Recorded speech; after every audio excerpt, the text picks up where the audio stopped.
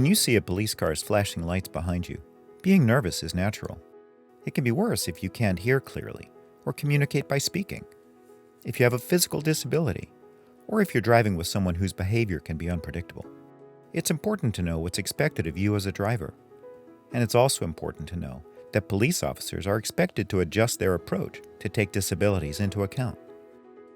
Understanding how traffic stop accommodations work will help. You can expect every traffic stop to involve following basic steps that help ensure good communication and safety. There are several kinds of accommodations you can ask for to allow you to cooperate fully and safely in a traffic stop. And you can ask for help from officers trained in crisis intervention techniques. The Fairfax County, Virginia Police Department holds practice sessions for drivers and their families so they can experience what a traffic stop is like.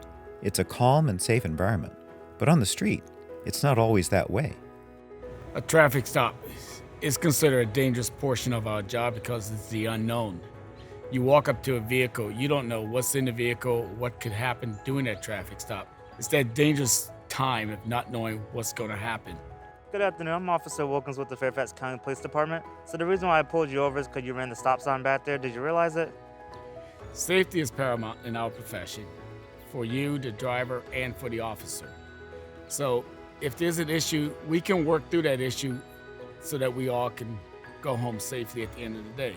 But if we don't know what that safety issue is or what the problem or connection is, we need to start a dialogue and a conversation about what is your problem, what is the condition that you had that may cause you or me to behave a certain way. Think about it from the perspective of the police officer walking up to your car in traffic. You have to be able They have to know what to expect, and the only way they're going to know is if you tell them. So they need to know right away if you need something different to communicate, or that, if there's behavior that they're not expecting, they need to understand why that's happening. And so you need to tell them. And so part of the equation in traffic stop safety is for drivers to know what to expect, so they can help police officers know what to expect. If a driver's going to be pulled over, we want you to try to remain calm. Pull over to a safe location. Keep in mind, if the location that you're trying to pull over to is not a safe location, put on your flashers, letting the officer know, yes, I see you behind me, and I'm going to pull over someplace where it's safer. Put the vehicle in park. Turn the radio down your window. If it's nighttime, turn the dome light on inside the vehicle, which will illuminate the inside of the vehicle to allow the officer to see that there's no threat in the vehicle. Put your hands on the steering wheel, wait till the officer comes to your vehicle, approach you, and ask for what he or she wants from you. You have your license and registration? Can I see that, please? Try to have an idea where your registration, where your driver's license is located. Having a card saying, I have this condition, I may react this way, is very beneficial to one, the driver, and to the officer.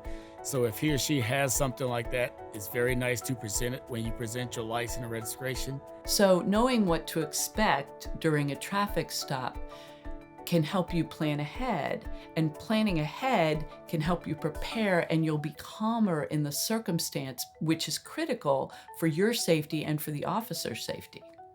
Police officers can offer a range of accommodations, such as using pencil and paper or requesting a sign language interpreter. A driver might ask an officer to speak slowly, repeat instructions, and use simpler words. It's okay to ask for a chance to calm down people in your car, especially if the behavior could be disruptive or concerning to the officer. Some officers travel with comfort kits. We may arrive with a comfort kit, a kit that is designed to help de-escalate, make that individual feel calm, to give them something else to think about versus the fear of the officer being there.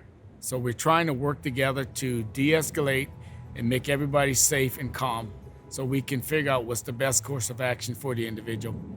Police officers are trained to handle a broad range of circumstances, but sometimes a situation calls for specially trained officers. As a parent or as a driver, you understand the condition that you're under and the pressure you're under. If you feel that there come a point in time that you're feeling overwhelmed, you may request through the officer, hey, can you call out someone that is a CIT officer that can help in this situation? Naisha called 911 from her car when her son's behavior became unmanageable and dangerous. I specifically asked for a CIT officer, crisis intervention team trained officer, because I wanted to make sure that they were well equipped to be able to handle that particular situation. The driver of a car isn't the only person who can feel extra help is needed. The officer will try his best to try to de-escalate the situation, but if he or she feels it's overwhelming for them as well, he or she may make the call to dispatch to have someone come out to assist. Nobody looks forward to a traffic stop. They're stressful under any circumstances. So planning ahead is critical, and it really helps a lot. Visit the Arc of Northern Virginia's website for more tips on traffic stops and other public safety concerns for people with disabilities. Get fact sheets, disability identification cards, and more videos like this one.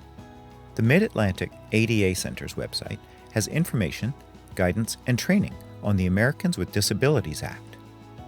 We encourage you to get in touch with your local police or sheriff's department to ask questions and share information about yourself and family members with disabilities.